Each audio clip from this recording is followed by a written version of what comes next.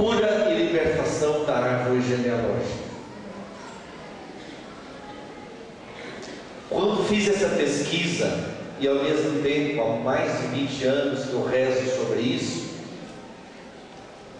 são poucos documentos do magistério da igreja que falam sobre a cura e a libertação da árvore genealógica. E por que nós encontramos poucos documentos e poucos teólogos e exegetas comentam sobre o assunto? Porque a ciência do pensamento e o estudo da hereditariedade só teve notoriedade, só começou a se desenvolver a partir do século XIX, especialmente nas primeiras décadas do século XX. A ciência do pensamento, ela teve grandes expoentes como Freud, Carl Jung e outros grandes nomes que foram mostrando que a nossa mente humana tem alguns comportamentos e podemos chamar assim de repartições e que precisa de um estudo profundo. Daí surgiram várias ciências como a psicologia, dentro da psicologia, a psicanálise, e isso influenciou muito também o estudo da psiquiatria, e nós chamamos de ciência do pensamento. Mas a igreja se preocupou também, porque se nós temos uma herança hereditária que influencia até o nosso comportamento, a nossa herança hereditária, nós também temos uma herança espiritual. E da mesma forma que a nossa herança hereditária precisa de cura, também a nossa herança espiritual precisa de cura e libertação. Por isso nós iremos olhar nos documentos da igreja, na palavra de Deus e na ciência, como ser curado na nossa hereditariedade, como ser curado na nossa árvore genealógica. É comum a gente notar que padrões de comportamento se repetem gerações após geração. É comum a gente ver uma família que desde o avô, bisavô, tataravô tinha um coração completamente fechados para Deus. É sabido que famílias, inclusive, não gostavam das coisas de Deus, perseguiam os sacerdotes. E aquela herança ruim, de certa forma, repete-se nos descendentes. É comum também a gente notar que certas desgraças acontecem repetidamente, geração após geração, nas famílias, como por exemplo falência, adultérios, prostituição, sem falar das doenças hereditárias que nós podemos herdar, como diabetes, outras doenças até mentais, e ainda alguns desvios de comportamento que podem ser repetidos nas gerações. Então nós vamos pedir nessa noite a cura e libertação da árvore genealógica diante do Santíssimo Sacramento.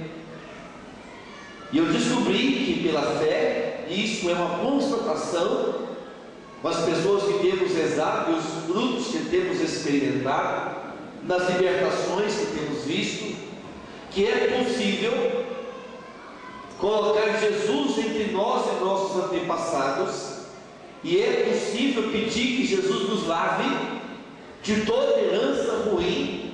É possível cortar em nome de Jesus toda herança maldita, toda herança que pode nos prejudicar. Amém? Amém. Vamos tomar então, em primeiro lugar, eu vou pedir que você adote Catecismo da Igreja Católica 2854.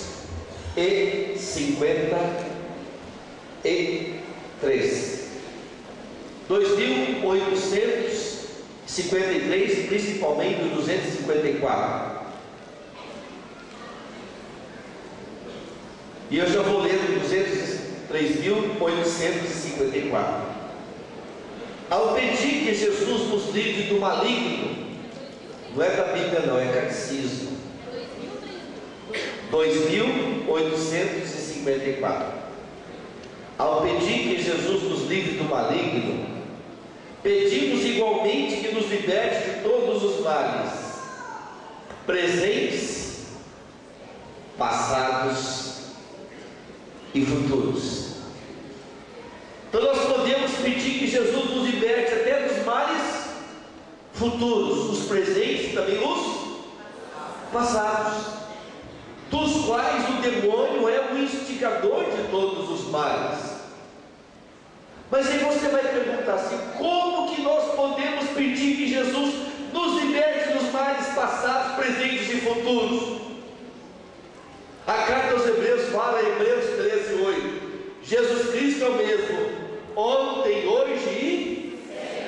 Ontem, hoje e sempre. O poder de Jesus é tal que Ele pode penetrar no nosso ontem e sarar o nosso ontem. Quando de nós que já passamos por cura interior, cura de traumas, quando de nós que carregarmos vida fora, tantos traumas e tantos bloqueios, que Jesus foi lá no nosso passado e nos curou.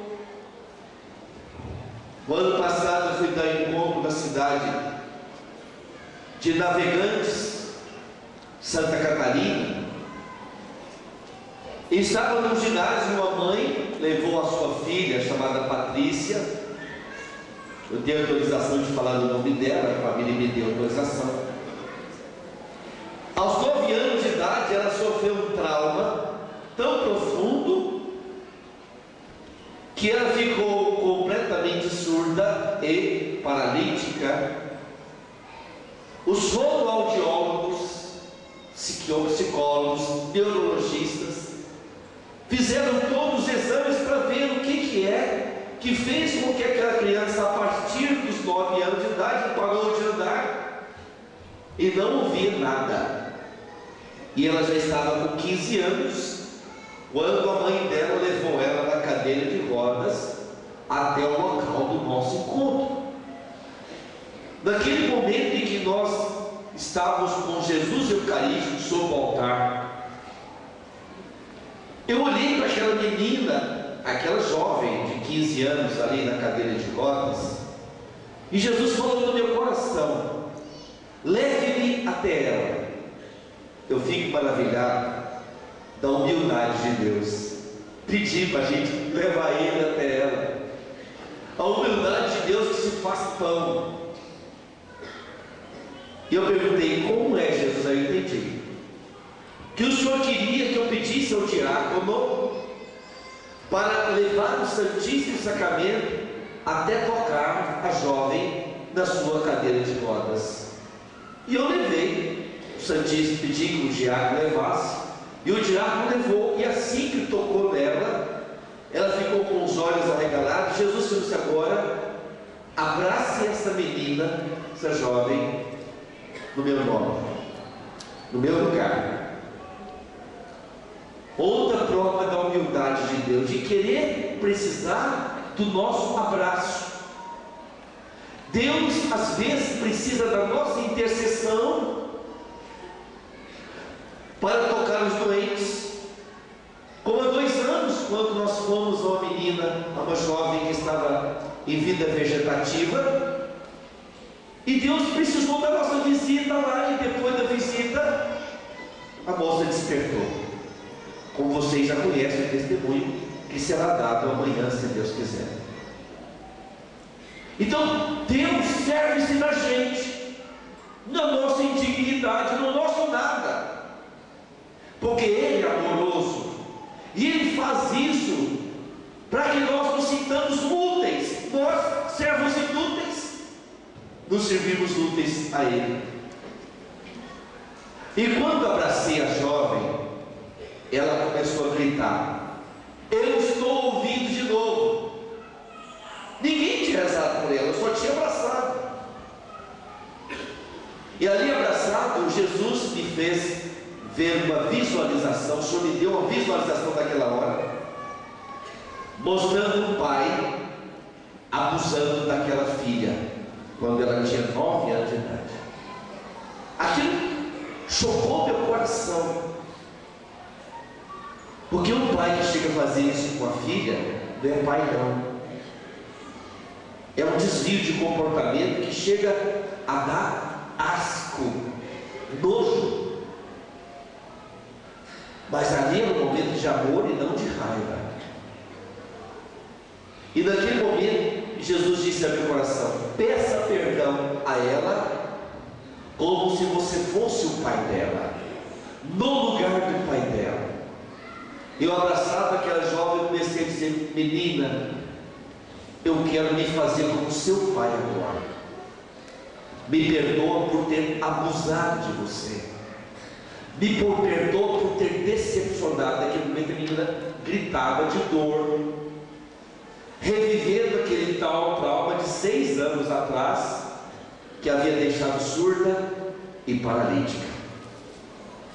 E eu comecei a chorar junto com ela, pedindo perdão no lugar do pai dela, como se fosse o pai dela. Me perdoa, filha, pelo amor que eu não lhe dei. Me perdoa pela minha agressão. Me perdoa. E naquele momento eu fazia oração só no ouvido dela, para não constrangê-la. Porque se tem algo que Deus faz, é respeitar a nossa individualidade e a nossa intimidade. E é preciso respeitar. E ali só nós dois, eu ia falando aquelas palavras no ouvido dela, e ela pendurou-se no meu pescoço. E começou a ficar bem pesado, né? E estava muito tempo abraçado no meu pescoço. Eu fui começando a querer levantar, aí ela segurava meu pescoço. E eu fui tentando me levantar, ela foi se levantando da cadeira de rodas e abraçava o meu pescoço, sem que ninguém pedisse a cura da surdez. Agora também, sem que nós pedíssemos, Deus fazia ela trocar novamente os primeiros passos, há 6 anos que ela não andava, para a glória do nome de Jesus. Glória a Deus.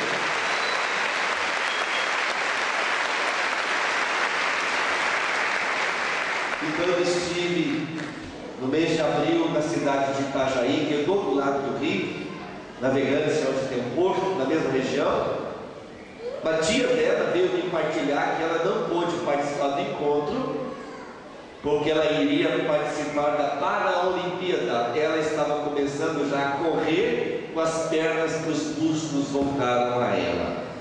Ia fazer parte da corrida, quem era paralítica. Então os traumas nos paralisam, os traumas podem nos bloquear, os traumas podem até impedir que a gente ame. Por quê? Ninguém dá o que não recebeu. É como se nós fôssemos uma laranja.